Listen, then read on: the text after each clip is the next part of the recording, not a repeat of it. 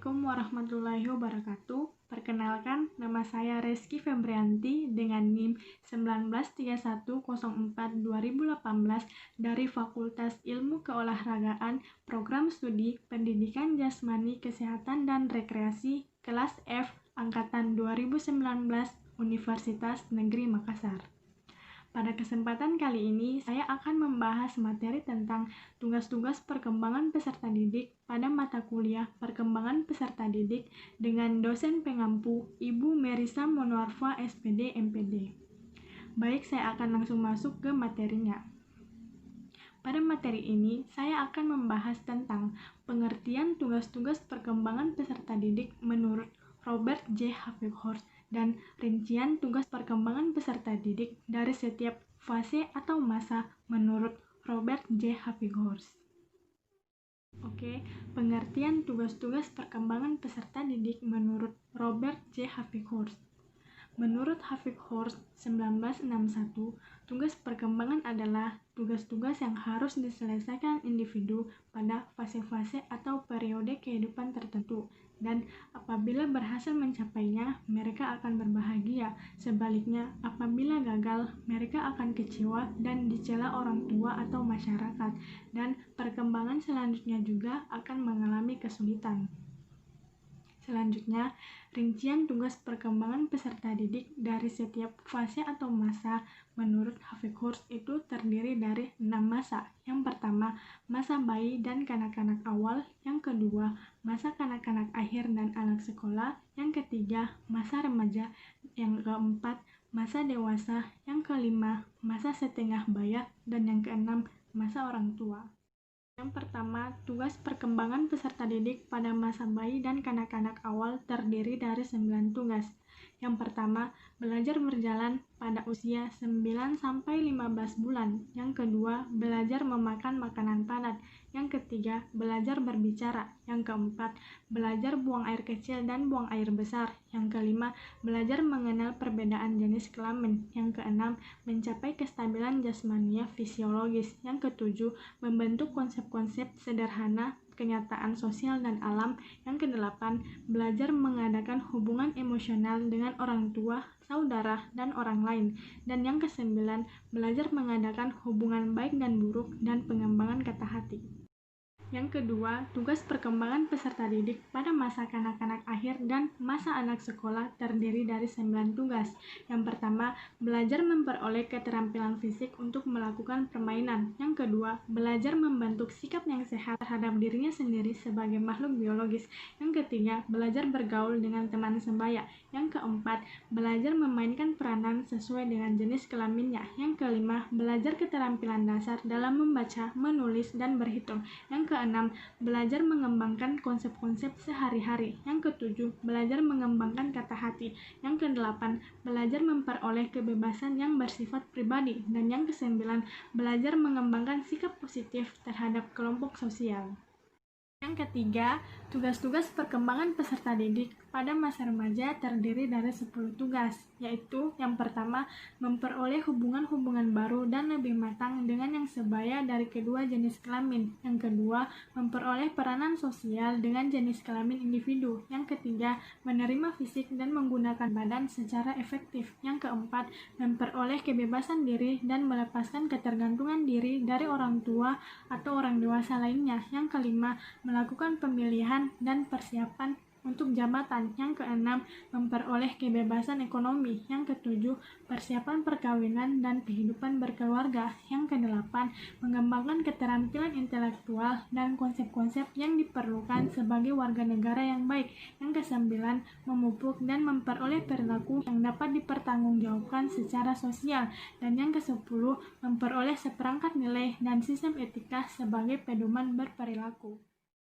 Yang keempat, tugas-tugas perkembangan peserta didik pada masa dewasa awal yang terdiri dari 8 tugas, yaitu yang pertama, memilih pasangan hidup. Yang kedua, belajar hidup dengan suami atau istri. Yang ketiga, memulai kehidupan berkeluarga. Yang keempat, membimbing dan merawat anak. Yang kelima, mengolah rumah tangga. Yang keenam, memulai suatu jabatan. Yang ketujuh, menerima tanggung jawab sebagai warga negara. Dan yang kedelapan, menemukan kelompok sosial yang cocok dan menarik. Yang kelima, tugas-tugas perkembangan peserta didik pada masa setengah baya terdiri dari 7 tugas, yaitu yang pertama, menerima tanggung jawab sosial dan warga negara. Yang kedua, membangun dan mempertahankan standar ekonomi. Yang ketiga, membantu anak remaja untuk menjadi orang dewasa yang bertanggung jawab dan bahagia. Yang keempat, membina kegiatan pengisi waktu senggang orang dewasa. Yang kelima, membina hubungan dengan pasangan hidup sebagai pribadi. Yang keenam, menerima dan menyesuaikan diri dengan perubahan-perubahan fisik sendiri. Dan yang ketujuh, menyesuaikan diri dengan pertambahan umur. Yang keenam, tugas-tugas perkembangan peserta didik pada masa orang tua terdiri dari 6 tugas, yaitu yang pertama, menyesuaikan diri dengan menurunnya kesehatan dan kekuatan fisik. Yang kedua, menyesuaikan diri terhadap masa pensiun dan menurunnya pendapatan. Yang ketiga, menyesuaikan diri terhadap meninggalnya suami atau istri. Yang keempat, menjalin hubungan dengan perkumpulan manusia usia lanjut. Yang kelima, memenuhi kewajiban sosial dan sebagai warga negara. Dan yang keenam, membangun kehidupan fisik yang memuaskan. Itulah pembahasan materi dari saya tentang tugas-tugas perkembangan peserta didik. Dan selanjutnya, tanggapan atau kesan dan pesan dari orang tua saya tentang kuliah online atau daring selama pandemi COVID-19 ini. Assalamualaikum warahmatullahi wabarakatuh. Perkenalkan, saya orang tua Reski Febrianti ingin menanggapi tentang kuliah jarak jauh atau kuliah online. Dalam masa pandemi COVID-19 sekarang ini, dengan melihat masih banyaknya kasus positif corona yang terjadi di Indonesia, demi kesehatan serta keselamatan anak-anak mahasiswa, terutama anak saya, maka saya sangat mendukung kuliah jarak jauh atau kuliah online. Walaupun dalam mengerjakan tugas-tugas yang diberikan, mungkin banyak menggunakan kuota internet, tetapi telah diberikan bantuan kuota internet dari pihak kampus untuk memperlancar proses perkuliahan jarak jauh. Bagi saya, kuliah tatap muka di kampus bisa digantikan dengan kuliah jarak jauh atau kuliah online, tetapi keselamatan jiwa manusia tidak bisa digantikan dengan apapun. Demikian tanggapan saya. Assalamualaikum warahmatullahi wabarakatuh. Bismillahirrahmanirrahim. Assalamualaikum warahmatullahi wabarakatuh. Perkenalkan, nama saya Reski Anugrah Rahman, NIM 193104-2010, kelas Penjaskesrek F. Saya akan mempresentasikan materi tentang kecerdasan emosi. Kecerdasan emosi adalah kemampuan seseorang untuk menerima, menilai, mengelola, serta mengontrol emosi dirinya dan emosi orang lain di sekitarnya. Adapun kecerdasan emosi menurut para ahli. Menurut Howard Gardner, pada tahun 1983, terdapat 5 pokok utama dari kecerdasan emosional seseorang, yakni mampu menyadari dan mengelola emosi diri sendiri, memiliki kepekaan terhadap emosi orang lain, mampu merespon dan bernegosiasi dengan orang lain secara emosional, serta dapat menggunakan emosi sebagai alat untuk memotivasi diri. Yang kedua, Salovey dan Mayer dalam Sabtono merumuskan konsep intelijensi emosi secara akademis formal sebagai kemampuan untuk mempersepsi dan mengekspresikan emosi, mengasimilasikan emosi ke dalam pemikiran, memahami dan berpikir dengan mempertimbangkan emosi, serta emosi diri dan orang lain. Yang ketiga, menurut Ari Ginanjar, emotional quotient atau EQ adalah kemampuan untuk merasa yang kuncinya pada kejujuran suara hati sendiri. Yang keempat, perkembangan emosional menurut Harlock adalah perasaan batin seseorang, baik berupa pergolakan pikiran, nafsu, serta keadaan mental dan fisik yang dapat muncul atau termanifestasi ke dalam gejala-gejala seperti takut, cemas, murung, kesal, iri, cemburu, senang, kasih, sayang, dan ingin tahu. Yang kelima, sedangkan menurut Susanto 51, perkembangan sosial emosional adalah pencapaian kematangan dalam hubungan sosial dan emosional anak. Dapat juga diartikan sebagai proses belajar untuk menyesuaikan diri menjadi satu kesatuan dan saling berkomunikasi dan bekerja sama. Berdasarkan pendapat-pendapat para ahli tersebut, dapat disimpulkan bahwa kecerdasan emosional adalah suatu kemampuan individu untuk dapat memahami dirinya sendiri, memahami kekuatan dan kelemahan diri, perasaannya, dan kemampuan mengelola emosi diri sehingga mampu untuk memotivasi diri, sehingga memunculkan sikap semangat, tekun, percaya diri, dan tidak mudah putus asa, mampu mengekspresikan perasaan, dan bekerja mandiri. Itulah tadi materi tentang kecerdasan emosi yang sempat saya sampaikan. Mohon maaf bila ada salah kata atau salah pengucapan, karena saya hanyalah manusia biasa yang tidak luput dari kesalahan. Dan semoga apa yang saya sampaikan tadi bisa bermanfaat kepada banyak orang. Wabillahi taufiq wal hidayah. Assalamualaikum warahmatullahi wabarakatuh.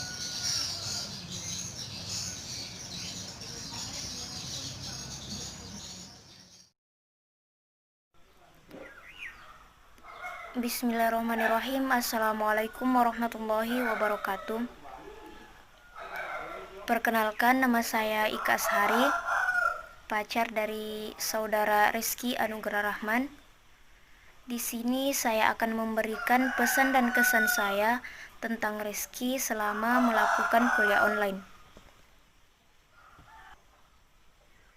Baik, selama kuliah online, Rizky lebih banyak di rumah dan mengurung diri di kamar. Selama di rumah, ia lebih banyak menghabiskan waktunya dengan main HP karena banyaknya tugas yang diberikan dan ia harus menyelesaikan tugas tersebut. Apalagi kan sekarang terjadi wabah virus COVID-19, jadi ia jarang keluar rumah.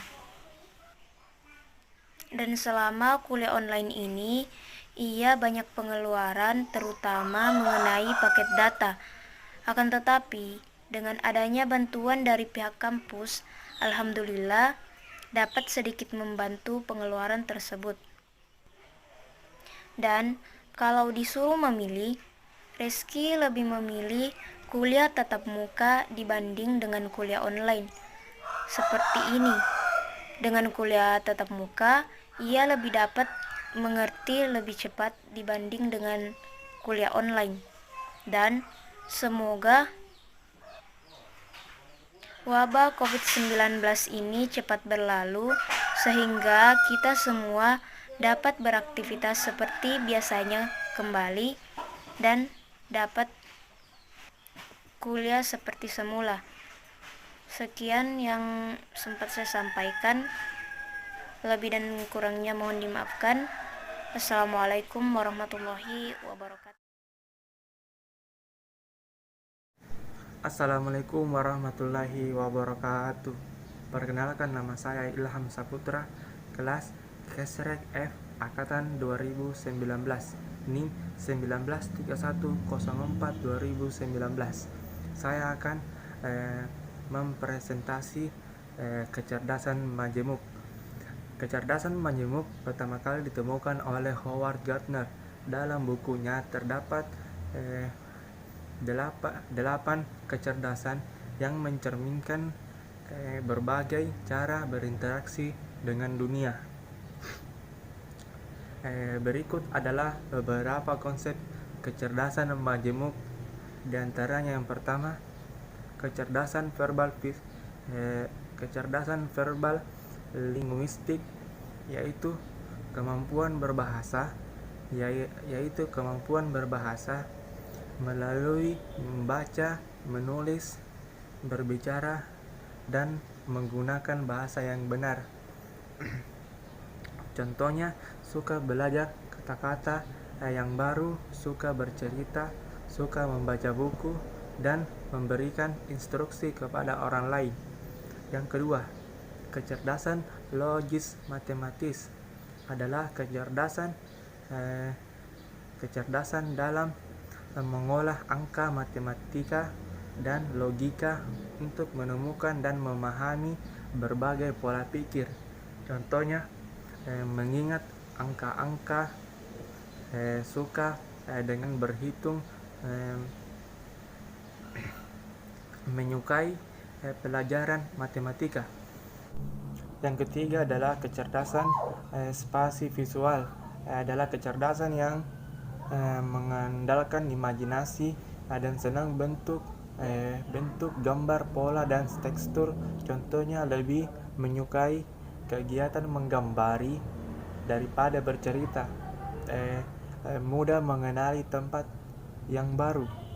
Yang keempat adalah kecerdasan kinestetik jasmani, yaitu kecerdasan ini sering melakukan berbagai aktivitas fisik seperti menari dan olahraga. Contohnya, banyak aktivitas fisik tanpa merasa lelah, selalu aktif, mudah menirukan gerakan orang lain. Yang kelima, kecerdasan musikal, yaitu kecerdasan yang gemar memainkan alat musik dan menyukai musik serta mampu memahami melodi, irama, nada, dan suara. Contohnya, suka bernyanyi, suka mengingat melodi, suka memainkan alat musik. Yang keenam, kecerdasan intrapersonal, yaitu kecerdasan ini mampu memahami diri sendiri, mengetahui kekuatan, kelemahan, dan memotivasi diri sendiri. Contohnya, mampu memimpin temannya, mampu merasa dan berpikir seperti yang dirasakan orang lain. Yang ketujuh, kecerdasan interpersonal, yaitu kecerdasan dengan keterampilan sosial dan mampu bermasyarakat serta memahami dan berinteraksi dengan orang lain. Contohnya, mampu mengukur kekuatan dan kelemahannya, mengingat mimpinya, dan terakhir, suka mengoleksi barang yang memiliki arti baginya. Yang kedelapan adalah kecerdasan naturalis, adalah kemampuan untuk mengenali flora dan fauna dan benda-benda lain yang ada di alam, serta tertarik menyelidiki spesies makhluk hidup yang ada di alam. Contohnya, suka mengamati fenomena alam, sering menyelidiki hal ia temukan yang ada di alam. Adapun kecerdasan majemuk terbentuk karena 3 faktor, yaitu yang pertama, hereditas, adalah faktor bawaan dari keturunan. 2. Lingkungan merupakan faktor yang berpengaruh besar untuk menghasilkan kemampuan fungsional fungsionalitas organ kecerdasan pada anak. Yang ketiga, nutrisi. Asupan nutrisi merupakan salah satu faktor yang mendukung kecerdasan pada anak. Terima kasih. Assalamualaikum warahmatullahi wabarakatuh. Warahmatullahi wabarakatuh. Perkenalkan, nama saya Eka Ayu Pratiwi. Saya teman dari Ilham Syahputra. Di sini saya akan memberikan tanggapan tentang adanya COVID-19. Menurut pandangan saya tentang adanya COVID-19 ini dari segi pendidikan, banyak proses belajar dialihkan menjadi sistem metode online. Banyak mahasiswa yang mengeluh proses belajar ini menurut mereka kurang efisien karena ada mahasiswa yang tinggal di perkampungan, jaringannya kadang tidak memadai sehingga mereka kurang aktif dalam proses pembelajaran. Dan ada juga mahasiswa yang tidak mampu memenuhi kebutuhan paket datanya dikarenakan ekonominya yang kurang stabil. Bukan hanya dari segi pendidikan, COVID-19 ini juga berdampak pada perekonomian mereka. Banyak masyarakat yang kehilangan pekerjaannya dan tidak mampu memenuhi kebutuhan rumah tangga. Mereka harus berdiam di rumah selama pandemi COVID-19 ini. Tidak hanya itu, banyak perusahaan yang gulung tikar dan memberhentikan para pekerjanya dikarenakan modal yang tidak normal. Pikir bagaimana cara memenuhi kebutuhannya perharinya. Ini mengkhawatirkan bagi masyarakat yang menerapkan PSBB. Mungkin hanya itu yang bisa saya tanggapi dari COVID-19 ini. Sekian dan terima kasih. Wassalamualaikum warahmatullahi wabarakatuh. Assalamualaikum warahmatullahi wabarakatuh. Perkenalkan, saya Abdullah dari NIM 1931042033 dari jurusan Penjaskesar kelas F angkatan 2019 Fakultas Ilmu Keolahragaan Universitas Negeri Makassar. Dalam video ini saya akan mempresentasikan materi dari mata kuliah perkembangan peserta didik yang berjudul Pertumbuhan dan Perkembangan Peserta Didik. Sedang pengertian dari pertumbuhan adalah proses perubahan progresif yang bersifat kuantitatif yang terjadi pada aspek fisik. Contoh pertumbuhan: munculnya gigi-gigi dan bertambahnya tinggi badan dan bertambah panjang rambut dan lain sebagainya. 2. Pengertian perkembangan. Perkembangan adalah proses perubahan progresif yang bersifat kualitatif, fungsional, dan yang terjadi pada aspek fisik dan psikis.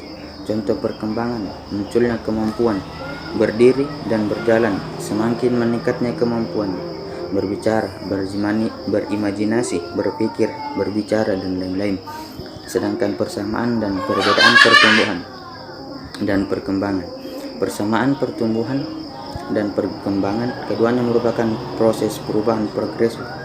Perbedaannya adalah sifat perubahan. Pada pertumbuhan, perubahan bersifat kuantitatif, sedangkan pada perkembangan perubahan bersifat kualitatif, fungsional. Aspek yang berubah pada pertumbuhan yang berubah adalah aspek fisik saja, sedangkan pada perkembangan aspek yang berubah adalah aspek fisik dan psikis. Dan hubungan pertumbuhan dan perkembangan tidak terpisahkan dan dari pertumbuhan. Perkembangan terjadi bersamaan atau setelah terjadinya proses pertumbuhan. Perkembangan terjadi dengan baik jika didukung oleh pertumbuhan yang normal. Dan adapun faktor-faktor yang mempengaruhi perkembangan menurut teori empirisme tokoh teori empirisme John Locke. Teori empirisme disebut juga teori tabula rasa. Perkembangan individu ditentukan oleh pengalamannya pada saat dilahirkan. Jiwa manusia dalam keadaan kosong ibarat tabula rasa yang belum tertulis dan akan berkembang bagaimana pengalamanlah pengalamanlah yang menentukan. 2. Menurut teori nativisme, tokoh teori nativisme Arthur Schopenhauer, perkembangan individu ditentukan oleh pembawaannya.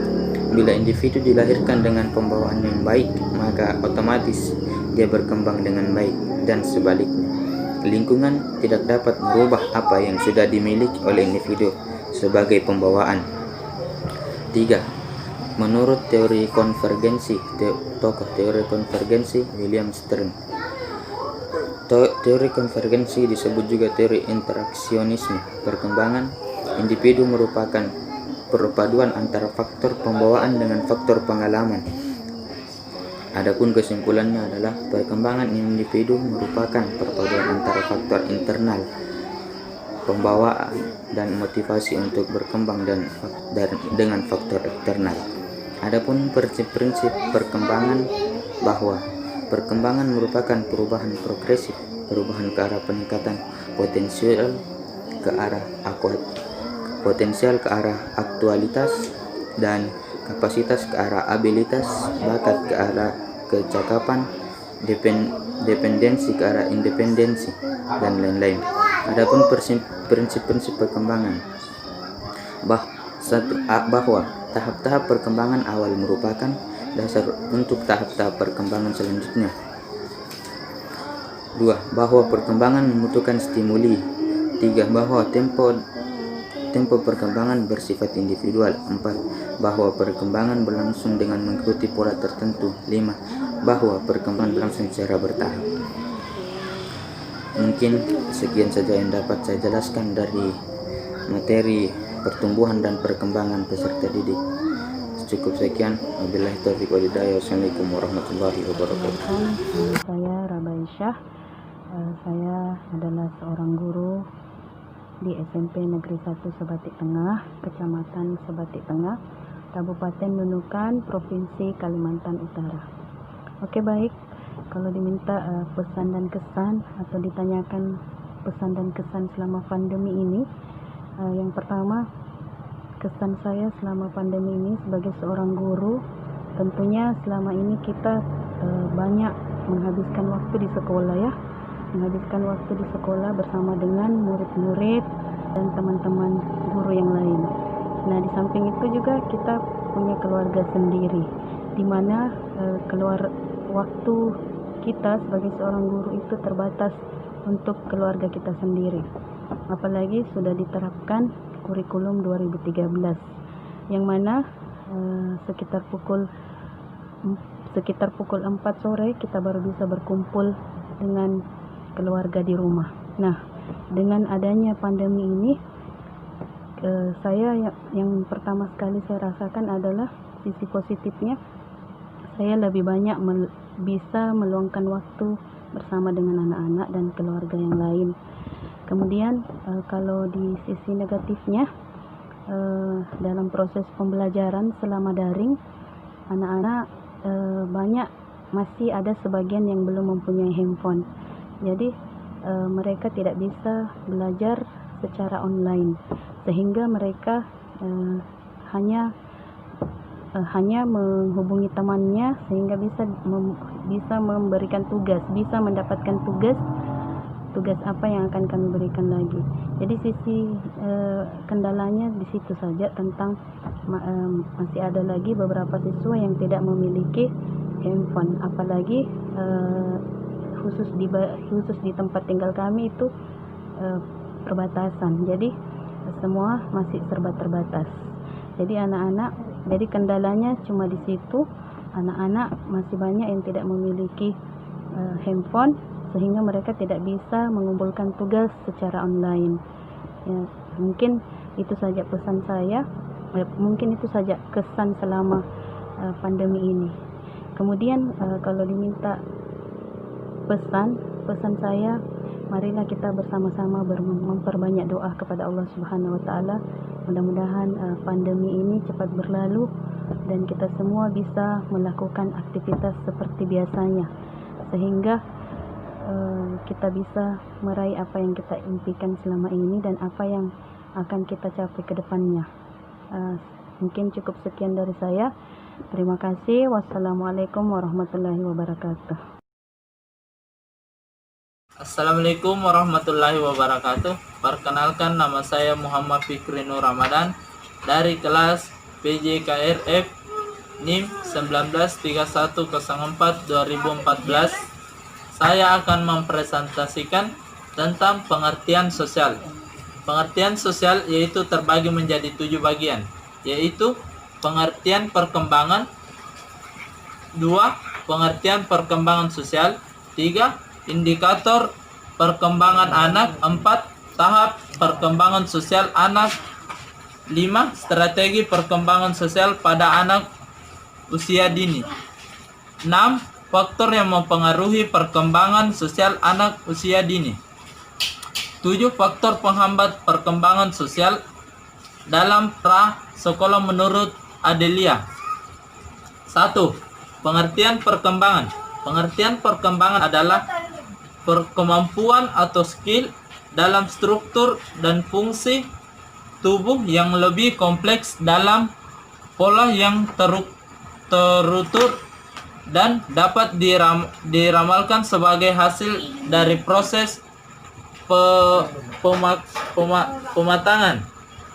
2. Perkembangan sosial merupakan pencapaian kemampuan dalam hitungan sosial. Perkembangan sosial anak sangat dipengaruhi dalam proses perkembangan atau bimbingan orang tua terhadap anak dalam berbagai aspek kehidupan sosial atau norma-norma kehidupan bermasyarakat, atau mendorong dan memberikan contoh kepada anaknya bagaimana menerapkan norma-norma ini dalam kehidupan yang baik. 3.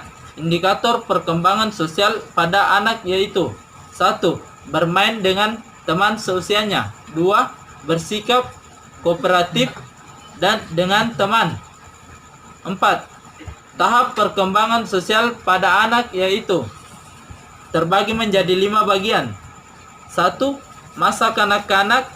Masa kanak-kanak awal yang berumur dari 0 sampai 3 tahun. 2. Masa krisi atau yang berumur 3 sampai 4 tahun. 3. Masa kanak-kanak akhir yaitu yang berumur 4 sampai 6 tahun. Masa anak sekolah yang berumur 6 sampai 12 tahun. Dan 5. Masa kritis yang berumur 12 sampai 13 tahun. 5. Strategis perkembangan sosial pada anak usia dini yang terbagi menjadi 3 bagian, yaitu sikap sosial dalam proses cara bermain, mendorong anak untuk meningkatkan pada pola berpikir egosiatifnya. 2. Belajar berkomunikasi agar anak dapat bermain dengan baik bersama orang lain. 3. Belajar berorganisasi pada anak bermain bersama dengan orang lain. 6.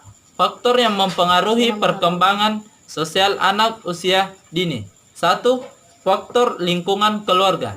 2. Faktor dari luar rumah. 7. Faktor penghambat perkembangan sosial anak prasekolah terbagi menjadi 6. 1. Tingkah laku agresif. 2. Daya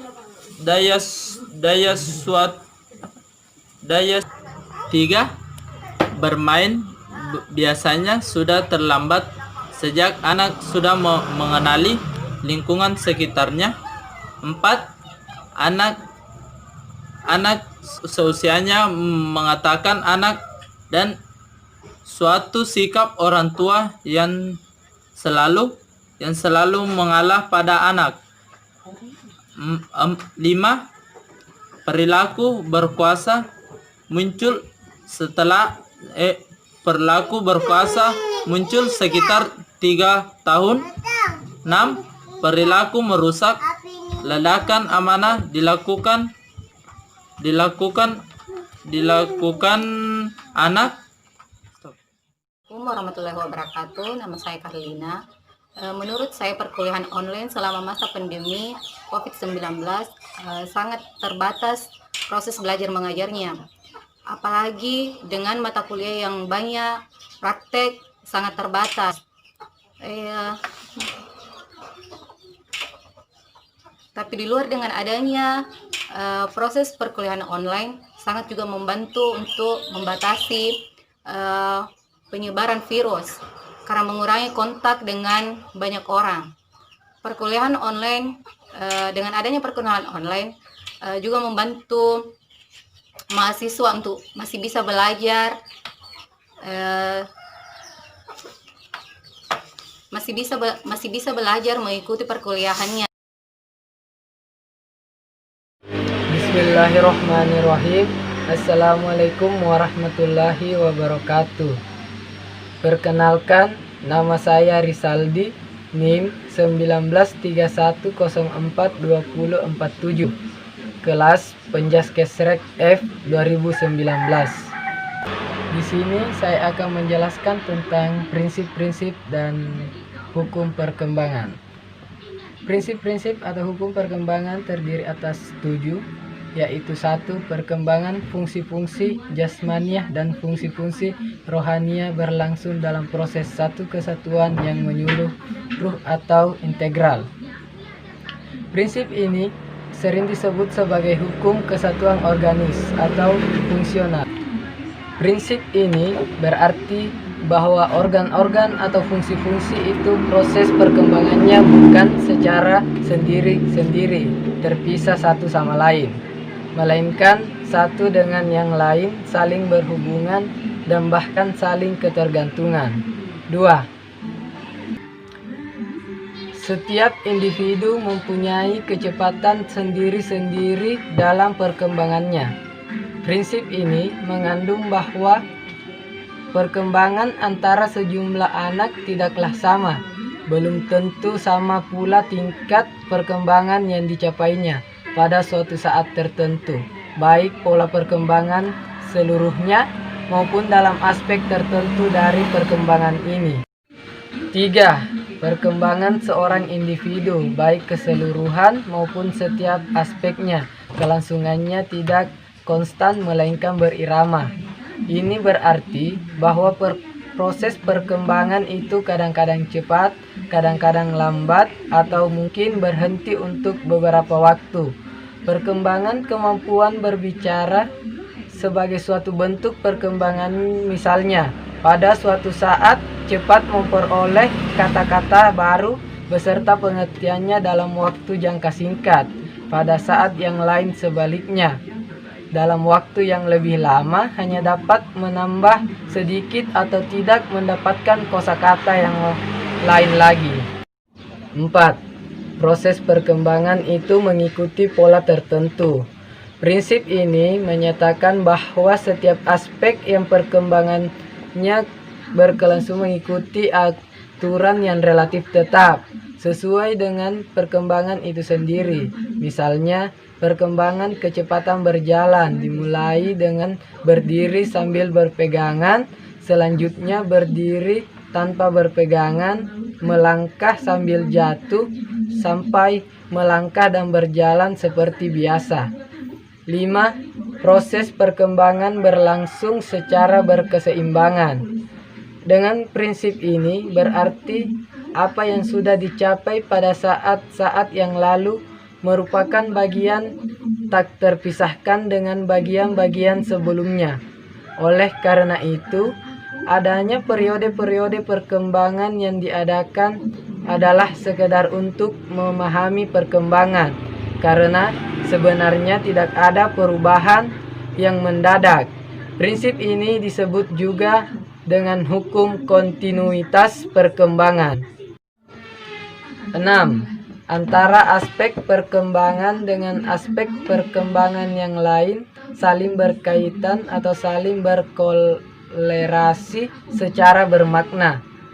Dengan prinsip ini dapat dicontohkan bahwa perkembangan kesanggupan berjalan akan berkolerasi dengan perkembangan dan pertumbuhan otot-otot, syaraf-syaraf, tulang-tulang kaki, dan sebagainya. 7. Perkembangan berlangsung dari pola-pola yang bersifat umum menuju pola-pola yang bersifat khusus. Prinsip ini pada dasarnya menyatakan bahwa perkembangan bermula dari globalisasi yang dengan melalui proses berangsur-angsur semakin muncul perincian-perincian yang semakin beraneka ragam. Dengan kata lain, perkembangan ini disebut menuju diferensiasi. Oleh karena itu, disebut juga dengan hukum diferensiasi. Sekian dan terima kasih. Jika ada salah kata mohon dimaafkan. Wabillahi taufik wal hidayah. Assalamualaikum warahmatullahi wabarakatuh. Assalamualaikum warahmatullahi wabarakatuh. Perkenalkan, nama saya Adelia Putri Yunanda. Menurut saya, mengenai kuliah secara daring ini akan membawa beragam kendala baru dalam perkuliahan. Pertama, terkait masalah kestabilan koneksi internet, baik dari dosen itu sendiri maupun mahasiswa. Kedua, tugas yang diberikan oleh dosen terasa sedikit memberatkan.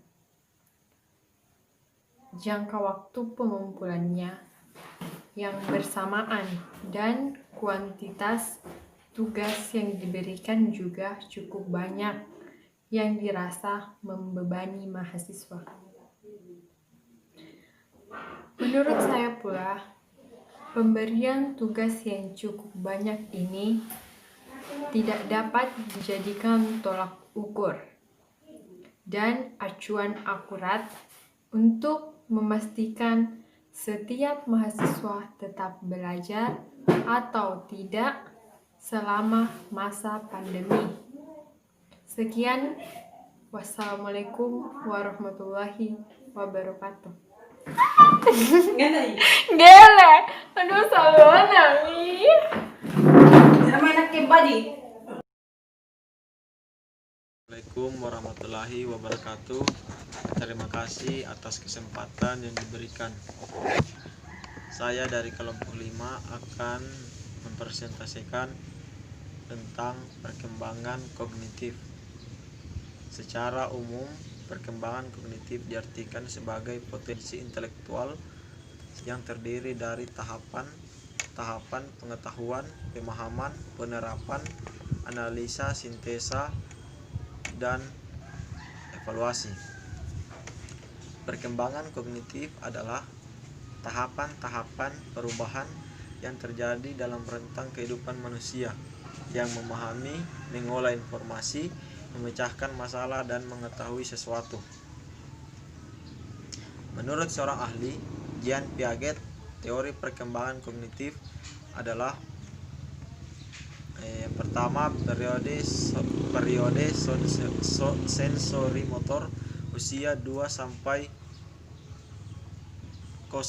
2 tahun. Yang kedua, periode pro-operasional di usia 2 sampai 7 tahun. Yang ketiga, periode operasional konkret usia pada 7 sampai 11 tahun. Yang terakhir, periode operasional formal usia 11 sampai dewasa. Perkembangan kognitif pada anak melibatkan proses belajar yang progresif seperti perhatian, memori ingatan, dan logika berpikir. Faktor-faktor yang mempengaruhi perkembangan kognitif ada 6. Faktor keturunan, faktor lingkungan, faktor kematangan, faktor pembentukan, faktor minat dan bakat, dan yang terakhir faktor kebebasan. Faktor keturunan diteorikan hereditas yang dipelopori oleh seorang filsafat. Schopenhauer mengemukakan bahwa manusia yang lahir sudah membawa potensi tertentu yang tidak dapat dipengaruhi oleh lingkungan. Yang kedua, faktor lingkungan. John Locke berpendapat bahwa manusia dilahirkan dalam keadaan suci seperti kertas putih yang belum ternoda, dikenal dengan teori tabula rasa. Yang ketiga, faktor kematangan. Tiap organ dikatakan matang jika telah mencapai kesanggupan menjalankan fungsinya masing-masing. Faktor pembentukan. Segala keadaan di luar diri seseorang yang mempengaruhi perkembangan inteligensi. Faktor minat dan bakat. Minat merupakan perbuatan kepada tujuan dan merupakan dengan berbuat baik di giat yang lebih baik. Yang terakhir, faktor kebebasan. Kebebasan manusia untuk divergen dan berpikir atau menyebar. Terima kasih atas kesempatan yang diberikan. Saya atas nama Muhammad Amil Sam, NIM 1931/42036. Bagaimana tanggapan Bang Maman terhadap kuliah online pada saat COVID yang terjadi pada saat ini? Menurut tanggapan saya untuk kuliah online ini banyak menimbulkan pro dan kontra di masa pandemi corona ini. Untuk sisi positifnya sendiri, yaitu dengan adanya kuliah online ini kita bisa lakukan sendiri di rumah, dekat dan keluarga. Dan untuk sisi negatifnya, kita tidak bisa lagi berdiskusi dengan bertatap muka, yang dimana mungkin kurang efektif dilakukan. Dan lagi belum ada dan lagi mungkin ada hambatan lainnya, seperti misalnya signal, mungkin itu saja.